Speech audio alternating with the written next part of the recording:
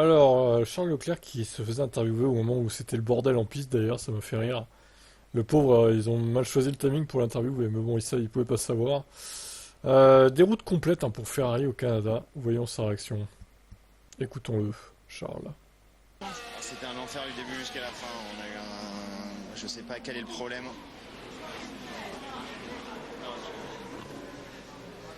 Euh, on a eu un problème avec le moteur dès les premiers tours. On perdait une seconde deux dans la ligne droite.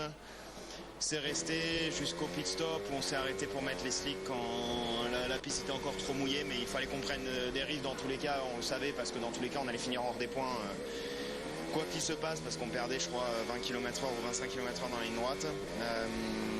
J'ai fait un reset de la voiture quand je suis arrivé au pit stop et par magie on ne sait pas ce qui s'est passé mais ça a marché un petit peu mieux après, mais il y avait énormément de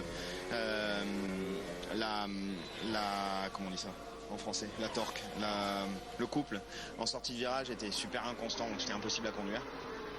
Donc voilà, il va falloir qu'on regarde, il y a un problème moteur sur la première partie et sur la deuxième c'était juste super inconstant.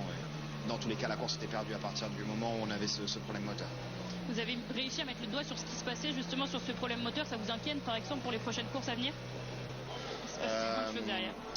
Non, enfin ça m'inquiète pas forcément pour le reste de la saison. Après il va falloir analyser ce qui s'est passé exactement. Je sais vraiment pas. Toutes les lignes droites, le team me demandait de changer quelque chose sur les paramètres moteurs. Ça améliorait pas le problème. Je pense que on a perdu une seconde 2 et après c'est resté à une seconde 2. Je sais pas si c'était grâce au changement que j'avais fait, mais bon c'est comme ça. Merci. Ok, problème moteur donc pour la Ferrari de Leclerc et puis Sainz, bon bah c'est éclaté dans Albon donc la misère chez Ferrari. Les interviews de Vasseur et Sainz sont à retrouver sur TBF1 d'ailleurs. Voilà pour ça, bon bah là il perd gros au championnat, hein, 25-0.